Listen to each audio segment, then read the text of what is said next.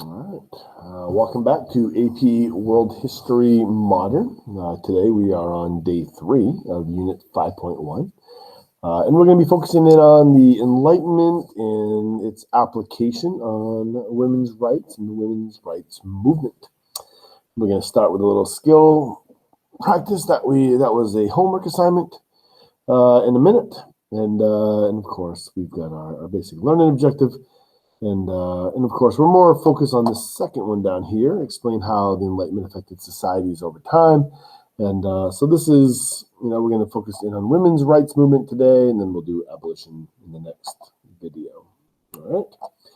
So skill practice. This was a homework assignment that was assigned by Google Classroom. All right. So what is the main idea of the source? And find examples of Enlightenment ideas or ideals in the text. So your job was to read this and then do those two things, right? Main idea, Enlightenment ideal.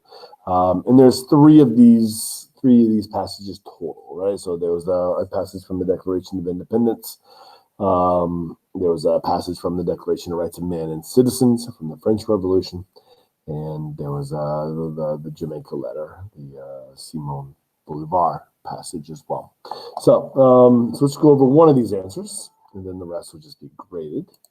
So the main idea, right? The power of governments come from citizens, and citizens have a right to change their government, right? So this is that, right? The application that there are unalienable rights, and that all men are created equal, right? We're seeing multiple applications here of John Locke. Right, so this is that John Locke, as far as the main idea, this is that John Locke main idea of a social contract that we are all sovereign individuals, right, and we are welcome to support the kind of government in which we choose.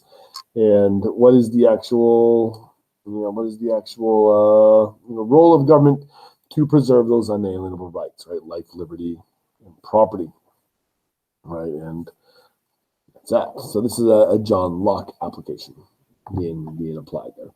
All right, so yes, and I'll go through the other two when you submit them. All right, so today we're going to focus in on women, right, women's rights movements, and I'd like to start today off just by doing a little look at modern era. Where are we today? And this is a tweet. Kind of hard to imagine a tweet being a historical primary source document, but that's the reality, right? I actually read once that the Library of Congress is storing tweets, saving tweets and for posterity. Interesting enough, right? So this is a tweet that right from January of 2019, and it's looking at the total number of women in the U.S. House of Representatives. So half of our bicameral legislative branch, right, the House of Representatives. And keeping in mind that there are 435 members in the House. So, and what this is doing is it's breaking down the number of women in the House by political party. And this is an interesting document to source, right? So, you could look up the person who tweeted this. He is, I believe, he is a CNN reporter, or at least he was when he tweeted this. So, what do you know about CNN? What do you know about CNN reporters? Is there a purpose to this tweet? Right? What is the historical context of the 2018 election, right, which had just happened? What is the point of view of the reporter here, or the company CNN, which he works for? Okay, this is a nice, easy one to source if you are aware of these kinds of things, right? So what are we seeing here? We're seeing 1989. We're seeing the number of Democratic women, number of Republican women, and then in 2019, right, the number of Democratic women that were elected versus the number of Republican women. Right? So what's the purpose of this thing? And in class we would discuss this, and probably have the kids source this, right? Just as an easy as an easy example for sourcing. In case you're wondering, since we are looking at this now, we are a year later, or I guess 2 years later. I am recording this in after the election of 2020, and so post-election of 2020 results. This is at least to the best of my knowledge, from what I could find when I went and researched this. These are the current numbers. So 2 years later, right after the election of 2020, you see the number of women who are Democrats versus the number of women who are Republicans, right? So anyway, I was not able. I actually did look at his Twitter feed, and I did not see on his Twitter feed a similar post following the 2020 election. But then again, it's not the beginning of January, so maybe on the first day of the new Congress, right? So not the first week of January. Maybe he'll have a similar tweet. I'll have to go look for that. When he does so. I also broke it down by kind of race. I'm just going to break this down as well, in a total, because that information was widely available. All right. So let's kind of get into our historical content, right? And so where does women's rights movement, or how is it viewed by some of our Enlightenment thinkers? And our textbook talks about Jean-Jacques Rousseau, talks about Emile, and how women are perceived in this piece by Jean-Jacques Rousseau. And so I just thought I would pull an excerpt just to kind of show you what our textbook author Strayer is talking about. So underlined, Rousseau underlines the importance of mothers in educating their children, but encourage teaching girls to be entirely subordinate and dependent on their husbands. So you get a little passage here from Rousseau, all right? And so the principle being established, it follows that woman is specifically made to please man. If man ought to please her in turn, the necessity is less direct. His merit lies in his power. He pleases simply because he is strong. So if you want to read through this, it's an interesting point of view that Jean-Jacques Rousseau has. So feel free to pause and read the passage. Okay, so the individual Enlightenment thinkers that we've looked at, not all of them deal with the issue of women's rights. And it might be easiest to simply start looking at some of the implications of the Enlightenment and how they tried to apply the ideals of the Enlightenment to the women's rights movement. Okay, so let's start with a little Mary Wollstonecraft. All right, so in her very famous piece, the Vindication of the Rights of Women. Here's a quote from her, that if a woman be not prepared by education to become the companion of man, she will stop the progress of virtue. All right. So what we see with Wollstonecraft, right, is that she argues that all men and women have equal natural rights, right? So they take this concept of natural rights and this kind of John Locke idea, and that men and women both have equal natural rights, life, liberty, property. An ideal society, she believed, could not be realized until everyone, men and women, were free to exercise those rights. And Wollstonecraft spoke out against situations of women in the 18th century, declaring that they were educated to be submissive to men and to value physical attractiveness over character and intelligence. And of course, what she's talking about there is in the 18th century, right? In the 1700s in Europe, women as a whole were not as educated as men, right? Not equally educated, didn't have access to equal education. And they were also restricted, not just by customs, but also by laws. So that make women look to marriage as a means of stability.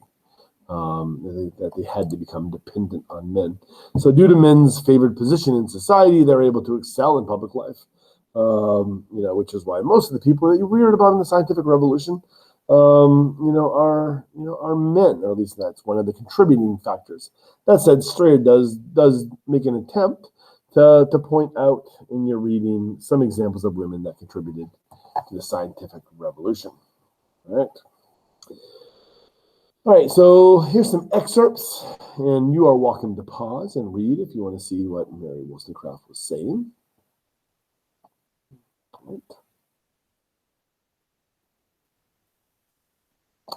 And more.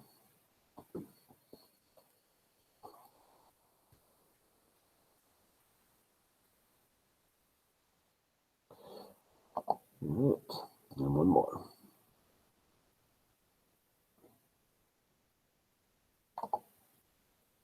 All right, moving on. All right, so and then I have a second little passage here, and this is a correspondence that took place during the French Revolution, right? And so we have Wollstonecraft here, responding to some of the things that were going on, so the following is an excerpt from Wollstonecraft. Responding to this idea that the paternal home is better for the education of women, that they have less need to learn to deal with the interest of others than to accustom themselves to a claim of secluded life. So here's Wollstonecraft's response to this. Feel free to pause and read through. All right, moving on.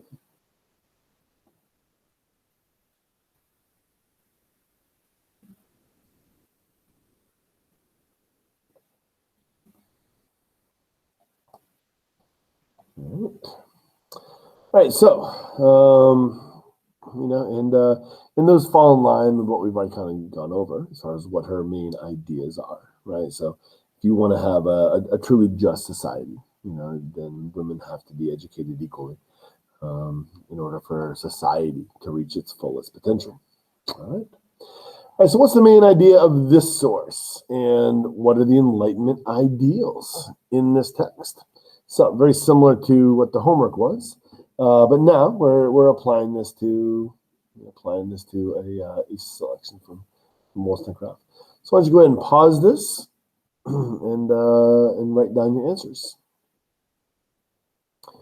All right, welcome back.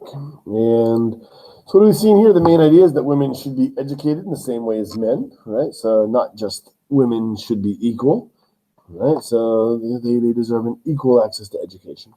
Enlightenment ideal here is that women are rational creatures, and that gender equality, right, that becomes our ideal as a result of this.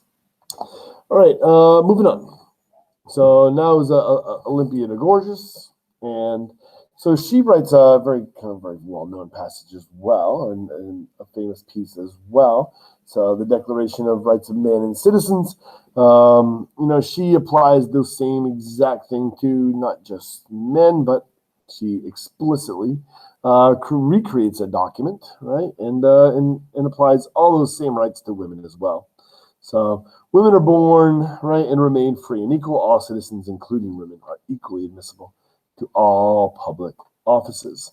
Right, so she writes the Declaration of Rights of Women, right, and of female citizens in 1791 as a reply to the Declaration of the Rights of Man. So she asserts not only that women have the same rights as men, but that also children born outside of marriage should be treated as fairly and as legitimate children in the matter of inheritance. So just because a child is born outside of wedlock doesn't mean they need to lose out. And here you see a side-by-side comparison between the earlier Declaration of Rights of Man and the Declaration of Rights of Women and Female Citizens. So.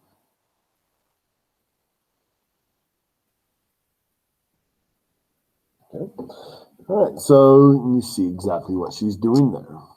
All right. All right, so, and of course, she, if you don't know her story, there's a tragic end.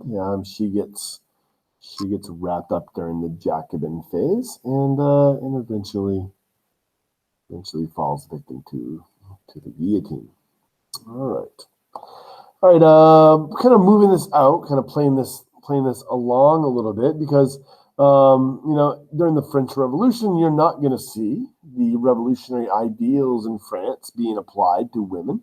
And you know enough to know that that also didn't happen in the United States. And we also do not see it in the Latin American revolutions or the Haitian Revolution as well. So these ideas are just ideas, right? But these ideas become well known and they become published, and then they become the foundation for further movements and further development. So these ideas eventually become, wrapped in what becomes known as the suffrage movement. And right, so in response to this, you start to see a push for women to have rights. And of course we have this, this battle that takes place for political access. So here we have a 1849 cartoon mocking the idea of women taking men's jobs. All right, so we're seeing here the new court, right, of Queen's Bench.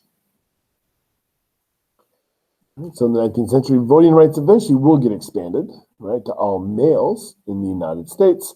And of course, eventually women are going to, right, they're going to get involved in this as well. And that will happen incrementally. All right. So, so the new women, they're going to challenge what becomes known during this time frame as the cult of domesticity, which we'll talk about in a second. And they'll push for equality, right, and suffrage, the right to vote. And then there's all kinds of different manifestations of this. Cigarette smoking, lipstick, jazz dancing, eventually birth control usage, and the such. This very famous advertising line or advertising campaign. I think it was from the late 1920s. So after suffrage, right, after the 19th Amendment had been ratified, and the cigarette smoking campaign was equating cigarette smoking to voting freedom. What do they call those things? Suffrage sticks or sticks of free? Oh, I have to look that up. I'm blanking on that now. I don't know. I'll look it up. Anyway, cult of domesticity. Right. So this is something that we really see kind of come into its own in the 19th century. Maybe a lot of this has to do with the Industrial Revolution and then the radical changes of society that take place as a result of the Industrial Revolution. With increased urbanization, this is definitely interconnected with the reign of Queen Victoria in England. Right, so this whole Victorianism is wrapped up into this cult of domesticity, and or a culture of domesticity. So, and the women, of course, who are mostly affected are the upper and middle class, and kind of similar to what we had talked about at the very beginning of the year with the Song dynasty in China, with foot binding, is sometimes these ideals of femininity begin amongst the upper classes, and then they work their way down into into the middle classes and lower classes, and trying to live up to these ideals, become extremely difficult and painful for women. Once you start getting into the lower classes, foot binding, for example, is fine if you are a member of the landed aristocracy in China. Foot binding is not fine. If you are a peasant who has to walk all the time, you could consider foot binding torture in general, but especially so if you have to walk to the well every single day and you have to cook and be on your feet all the time. So some of these things you need to understand the application of the stuff, and then how these things get pushed down as ideals that people who are not in the upper class are trying to emulate. All right, but women under this idea, right, are too frail, to perform certain tasks. They're biologically inferior, better suited for parenting, right, or teaching. And we see that the data, 1825 to 1860, a quarter of all women born in Massachusetts, so in the United States, were school teachers. Right? So there's this belief, and then of course there are rules. That's for single women, that's for younger women, right? Women should stay at home, right? Women should run the household, they should rear the children, they should be the angel in the house, right? And they should follow the four virtues, right? And we see this dynamic, kind of reinforce itself throughout the 1800s, right? So by the time we get to the end of the 19th century, you're largely seeing married women outside of the household very rarely. So you see there by 1890, married women make up 4.5% of married women are employed outside of the household.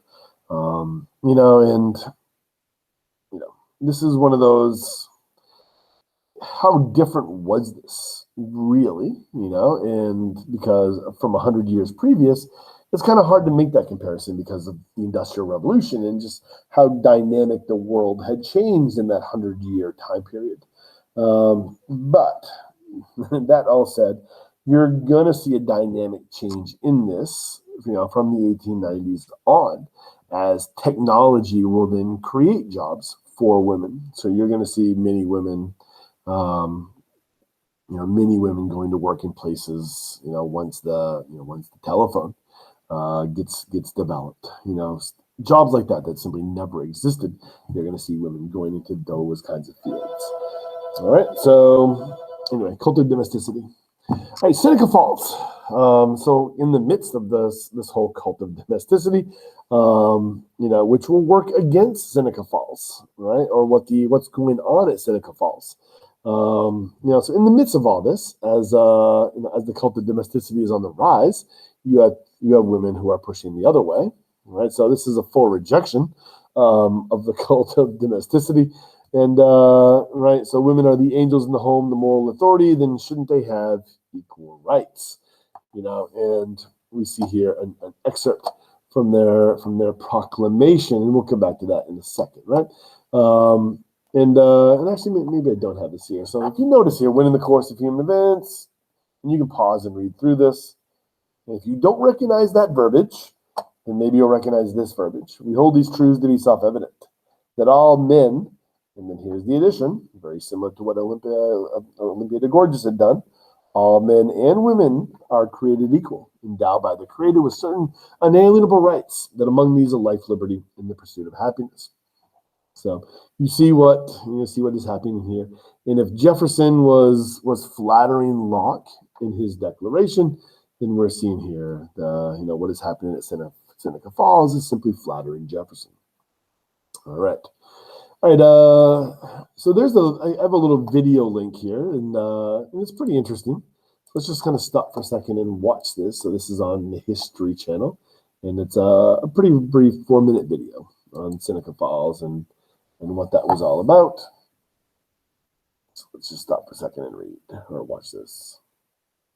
A decades-long Seneca Falls Convention. The 1848 Seneca Falls Convention was the very first women's rights convention in the United States, kicking off a decades-long struggle for gender equality. Here, we'll tell the story of the Seneca Falls Convention and its lasting legacy, a story that started with a Tea Party. We'll get into all that in just a minute.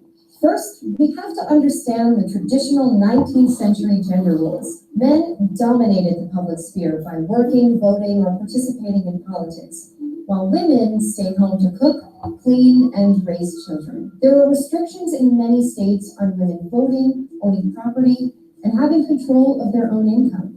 One woman who advocated for women's rights in the 19th century was Elizabeth Cady Stanton, a homemaker in Seneca Falls, New York. Born into a progressive family, Stanton grew up highly educated and enjoyed an active social and political life before settling down with a family. But Stanton felt stifled as just a wife and mother to 7 children, longing for a life outside the home.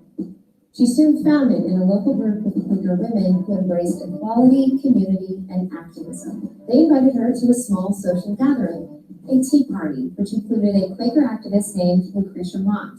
Mott and Stanton had met years before at an anti-slavery convention in London, but they were denied entry due to their gender. It was during the Tea Party that Stanton lamented the injustice of a woman's unequal status in society. Her words resonated with the others.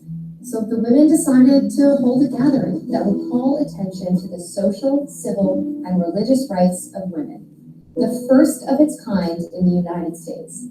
It became known as the Seneca Falls Convention, taking place on July 19th and 20th, 1848, with over 300 people in attendance. Like Stanton and Mott, many in attendance were also active in the anti-slavery movement, including Frederick Douglass, a former slave and abolitionist who was one of the few men and the only African American to attend. At the convention, they read the Declaration of Sentiments, a document drafted by Stanton and modeled after the Declaration of Independence, declaring, "We hold these truths to be self-evident, that all men and women are created equal." The sentiments outlined the civil and political rights denied to American women, which included education, property ownership, child custody in the event of a divorce, and most importantly, the right to vote. On the second day of the convention, 12 resolutions were passed and signed by 68 women and 32 men.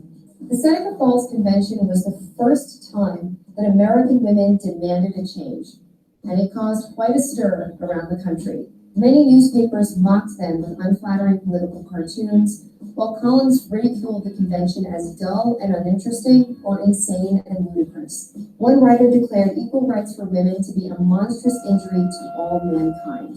The wave of negative press was too humiliating for some of the participants to handle, particularly those who had signed the Declaration of Sentiments. Several went as far as withdrawing their names from the document and joining the opposition. The public shaming didn't stop the movement. The impact and promise of the Seneca Falls Convention was undeniable. Women like Elizabeth Cady Stanton felt a renewed sense of purpose and threw themselves headlong into the fight for equal rights. A month later, a second larger convention was held in Rochester, with the Declaration of Sentiments gaining 107 additional signatures. The Seneca Falls Convention would signal the birth of the women's rights movement. One particular resolution in the Declaration of Sentiments would evolve into a full-fledged crusade, the demand for women's suffrage. Decades of political organizing, marches, and protests would ultimately result in the 1920 passage of the 19th Amendment, which guaranteed women the right to vote, something that couldn't have happened without the Seneca Falls Convention. All right, that was a nice overview.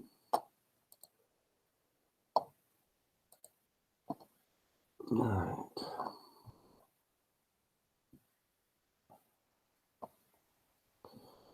All right. So, anyway, when you kind of look at this, like what is actually in the Declaration of Sentiments, and the video covered this. What is being asked for here is not radical by any standards today. Equality in education, equality in property ownership, child custody. And of course, what you know about already is their pursuit for suffrage, the right to vote. All right. The video does mention that Frederick Douglass was there, and it is an interesting, and we'll kind of just talk about this later. It is an interesting kind of coalition that gets formed between abolitionists and suffragists. Right. So they both see, their fortunes as being intertwined with each other, right? So we see here an interesting quote from Sojourner Truth from 1869, so 4 years following the Civil War. All right, here's a quote from Frederick Douglass.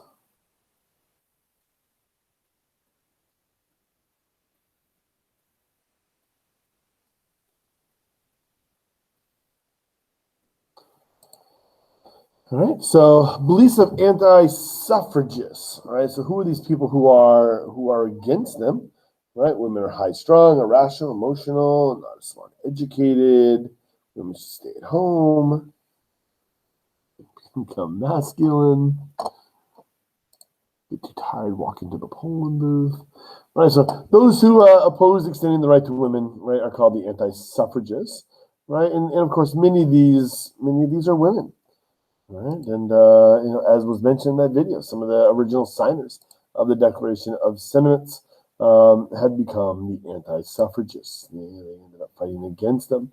When it comes to this movement, this suffrage movement, as it begins to come to a head at the end of the 20th century and in the first decade of the 20th century, it's some of the anti-suffrage stuff is interesting to look at. So feel free to pause and look at this. I'll kind of put 3 on a page for a few, and you can have a look. All right, I'm going to move on.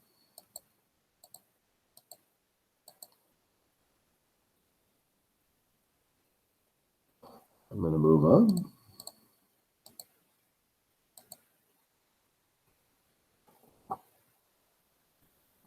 I'm going to move on.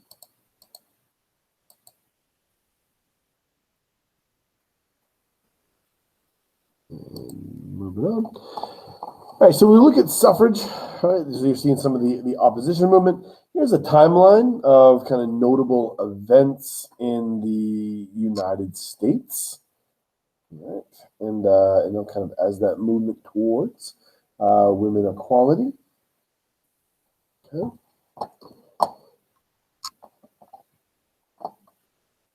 And you notice here, as far as suffrage is concerned, and I think I've got a few slides here about this as well.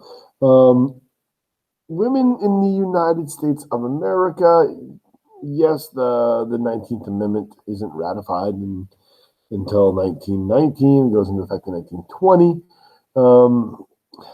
That being said, much of the United States was already allowing women to vote by that point.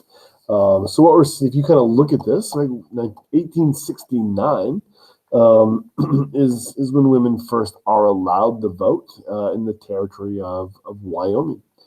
Right, so the first women's suffrage law. All right. Colorado is the first state to adopt an amendment to vote for women. Right, and that's in 1893. Right, so it's an incremental battle, right, where ground is being made, well before the 19th Amendment. Right, so here's some of this the Wyoming facts.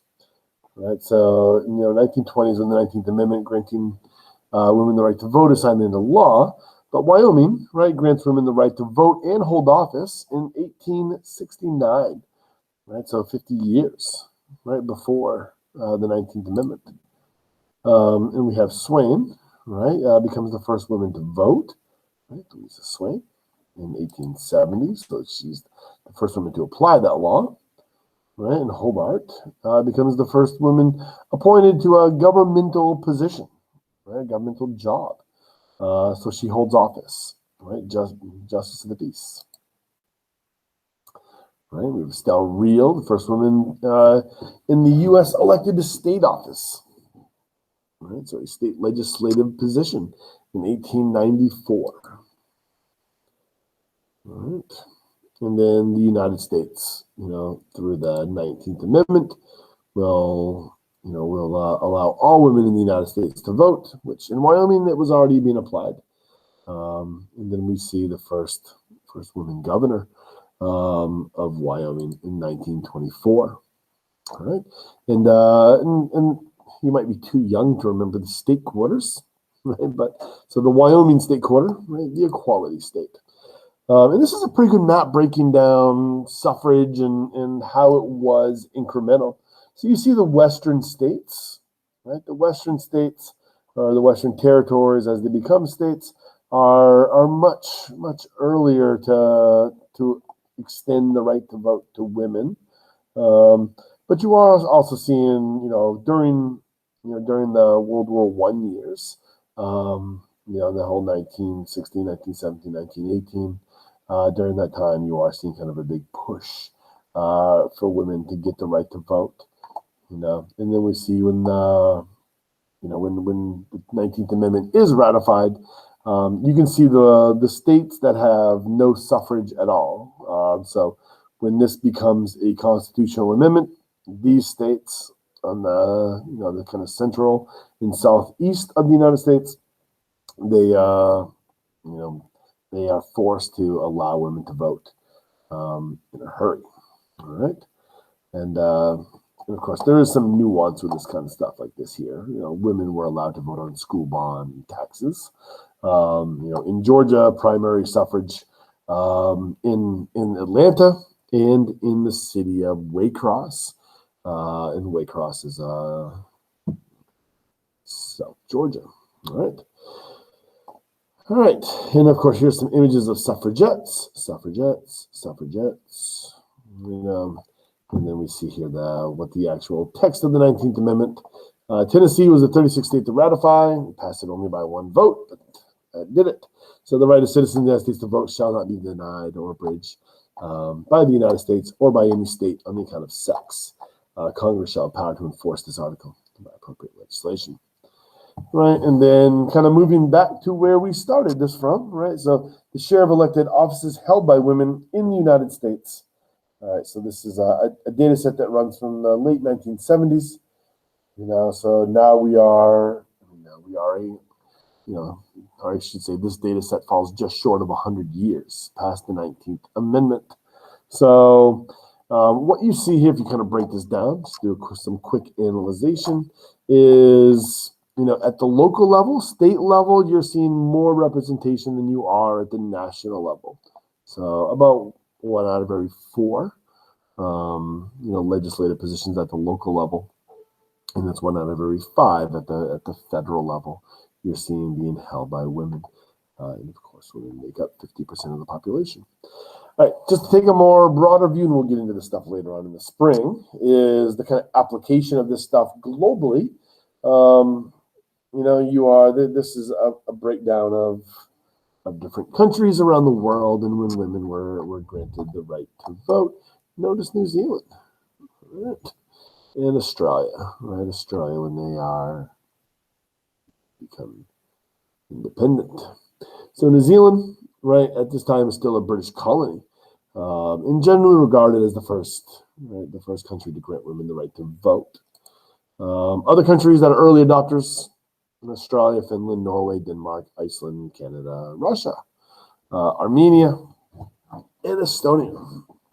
Right? And then you see the floodgates open up after that in 1918 and 1919. Right? So lackards, right? Countries that were late to extend the right to vote for women: United Arab Emirates, Bahrain, Oman, Qatar, Samoa, 1990, right? And of course, Saudi Arabia gives the right to vote for women in 2011.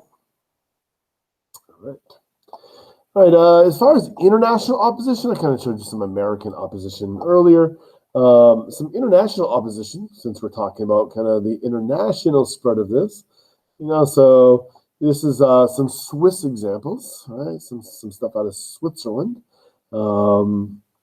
Right, trying to prevent women from achieving the franchise, achieving suffrage. All right, and obviously these are British examples. And we'll talk about this a little bit when we get into World War I and some of the issues associated, some of the kind of specific issues associated with British suffrage movement. All right, and then I guess this is more British here. So, okay. We'll add more. You notice some of this stuff. You talk about England. Some interesting things that happened in England. England was much more radical in a lot of ways than what had gone on in the United States.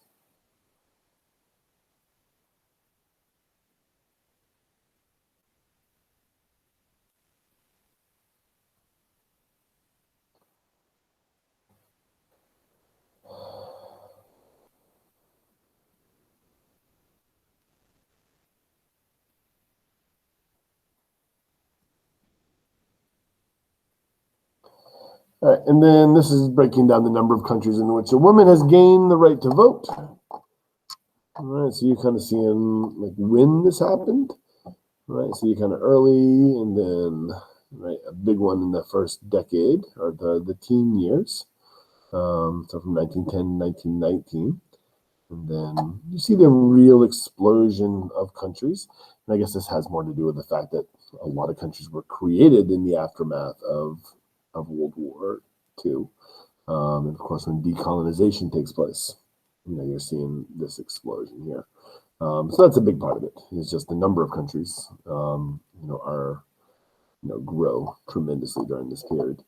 And this is just a different infographic here, looking at female heads of states, countries that have had female heads of states since World War II, largely, right? So from 1950, so 5 years after World War II, up until 2002. In a couple of these countries, you could kind of add it. I believe her name was Julia Gillard. I said that wrong. I think it's Julia Gillard was Prime Minister of Australia about a decade ago. So this is obviously dated. Right? So there's some additional ones here. All right, let's wrap this up. So some key takeaways: Enlightenment ideals, the ideas of women are rational creatures, and gender equality are being applied here. Right? Gender equality face opposition from many fronts. Men, women, religion, right? All kinds of fronts. This whole cult of domesticity thing, becomes an entire movement as an opposition movement. The progression towards the goal of gender equality and opposition will be a continuity for the rest of this course, right? So we'll kind of be looking at this, periodically, especially once we get into the 20th century. And one thing to keep in mind as we kind of go into the more modern years is what gender equality means in the United States and in Western Europe will not always be viewed the same in other parts of the world. And if you've never really thought about this might not even make any sense to you. Sometimes women's rights movements in the West get focused in on things that are not viewed as relevant in some parts of the world. So, what women's rights means and what equality means is a matter of perspective, and we'll fully flush that out in the springtime when we get into the last unit or two of this course. Okay, all right, that is it for today. So, sapriati.